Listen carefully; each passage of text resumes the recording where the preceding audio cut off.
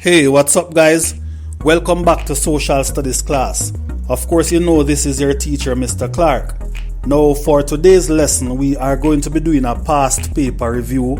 We're going to be doing the 2017 paper 2, and we would have started this paper before and would have answered questions 1 and 2. So for today's lesson, we are going to be focusing on questions 3 and 4.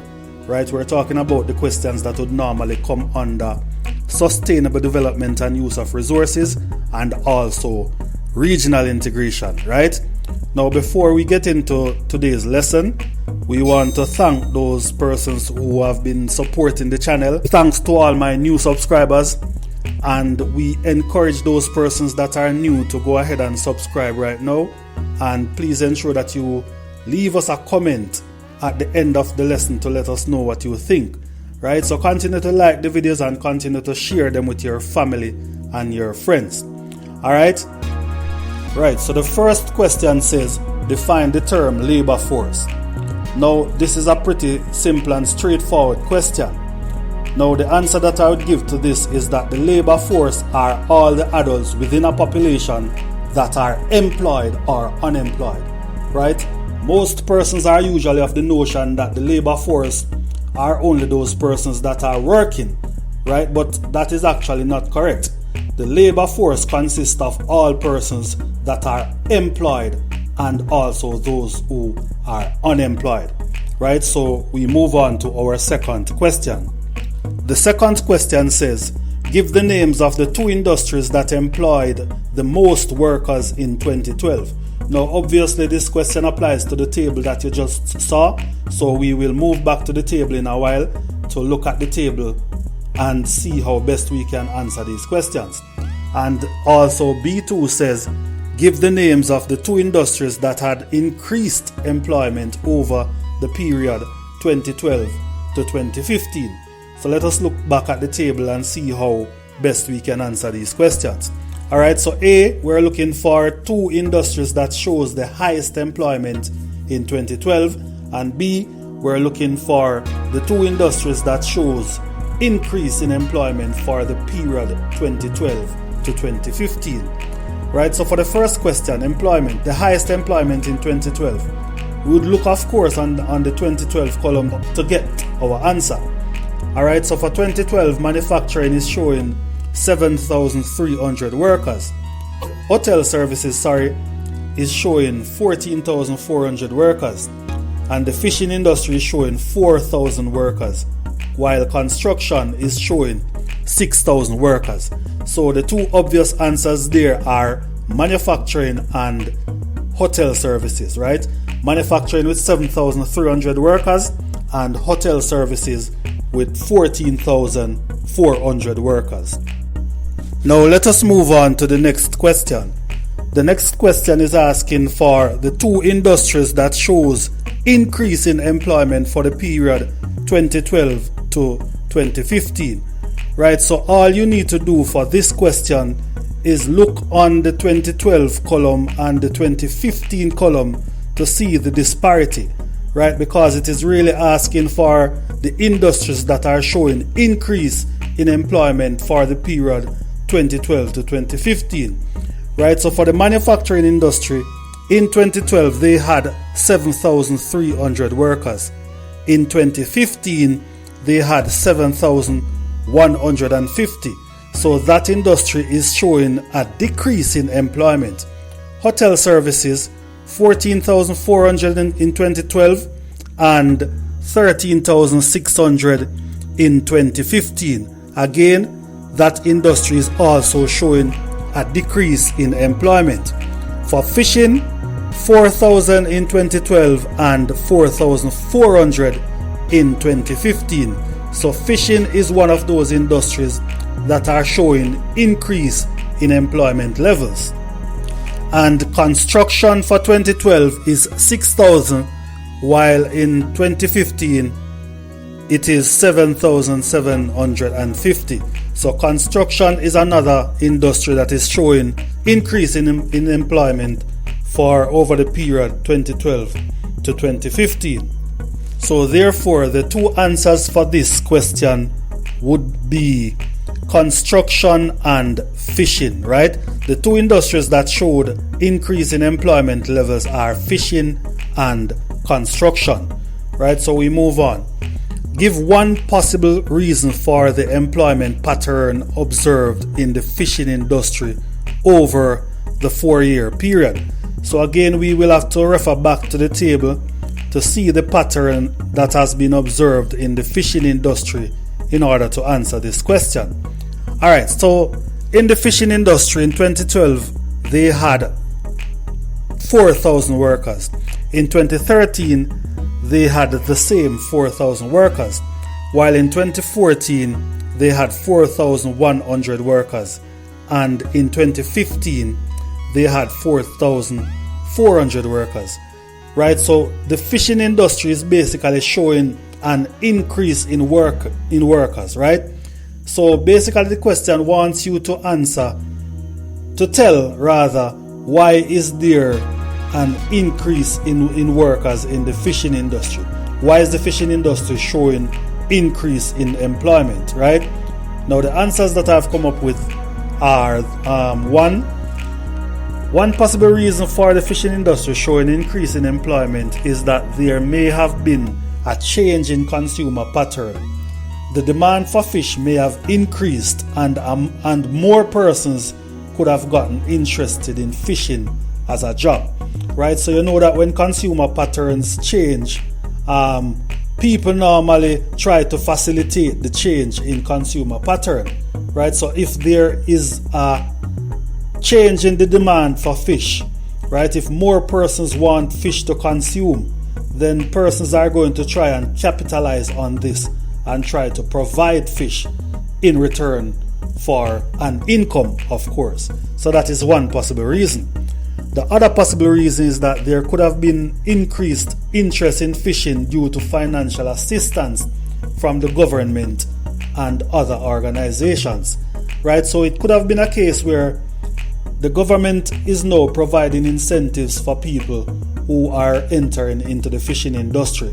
So you find that more and more persons have taken up the opportunity to go into fishing, right? So those are two possible answers that you could explore.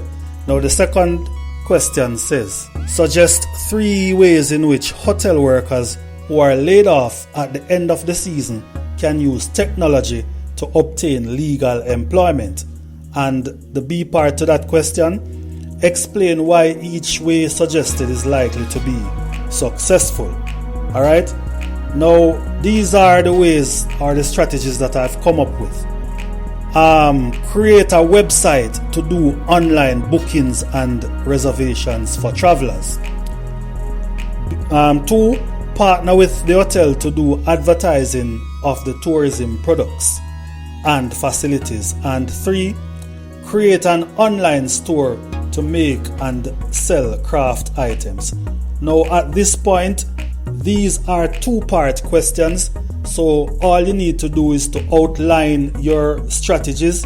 You don't really need to go and explain them, right? Because for the B part, you're going to have to justify each strategy. So these are the strategies that I have come up with. Create a website to do online bookings and reservations for travelers. 2, partner with the hotel to do an advertising of the tourism products and facilities. And 3, create an online store to make and sell craft items. Right? Now let us look on some of the justifications for these strategies. Number 1, creating a website for bookings and reservations is likely to be successful because it is a platform that that persons in the tourism industry is familiar with. They can therefore use this as an advantage over their competitors. Right? So what I'm saying here is that being a worker in the tourism industry, you would more than likely be familiar with bookings and reservations. Right? So you can use this as an advantage to set up a platform in which you do booking and reservations, and more than likely you would have an edge over your competitor. Right? Now the second justification, partnering with the hotels and to advertise their products is likely to be successful because advertising is an ongoing and very effective way of getting visitors, right? Hotel workers can provide advertisements at less expensive rates while receiving a commission for their efforts.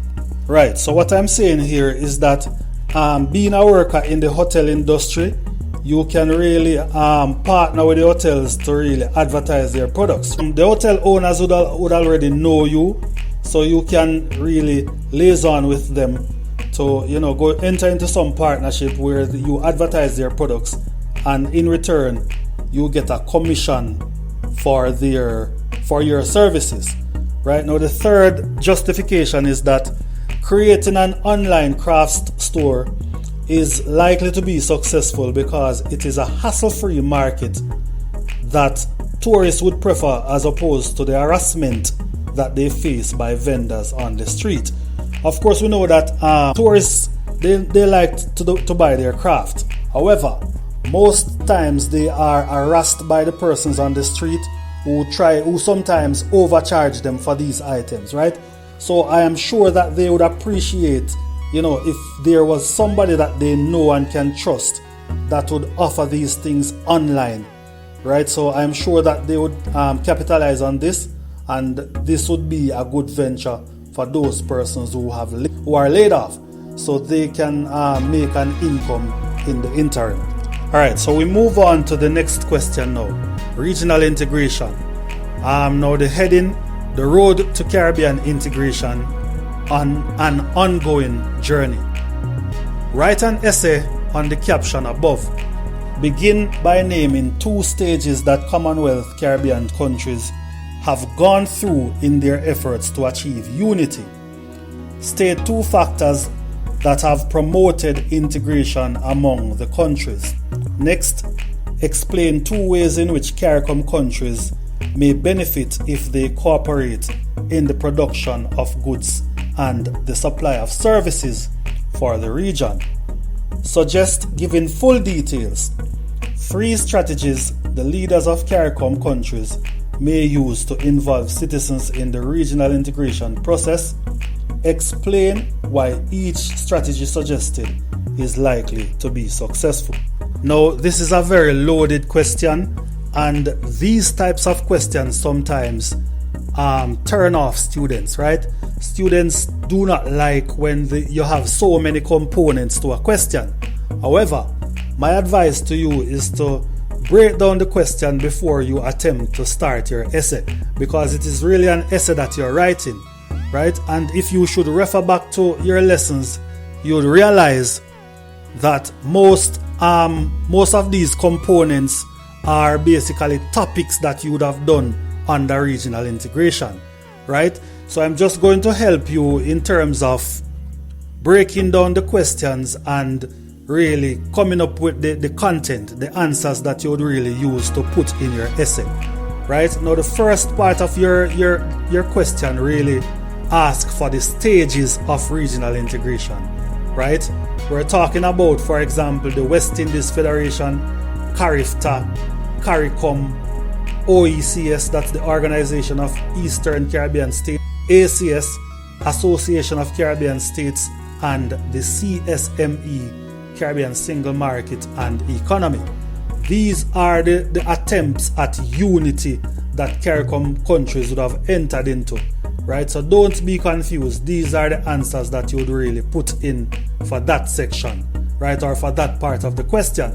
The next question asks about promoting regional integration, and this is a topic that I'm sure you'd have done in class, right? Now, usually I tell my students that the factors that promote regional integration are usually the factors that the Caribbean countries have in common, or either the things that they lack, right? So 2 categories of things usually promote regional integration. Note, the things that the Caribbean countries have in common as well as the things that they lack, right? So in this case, the factors that you could use for your answers are common language, common history, limited physical resources, limited human resources, among other things, right? So these are some of the possible answers that you could use to answer that part of your essay.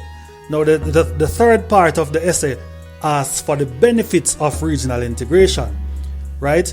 Now, the benefits of regional integration are that regional integration will result in a reduction in unemployment, right? So what this means is that when countries come together, they basically make themselves a bigger market, right? Because the countries are seen as individual markets.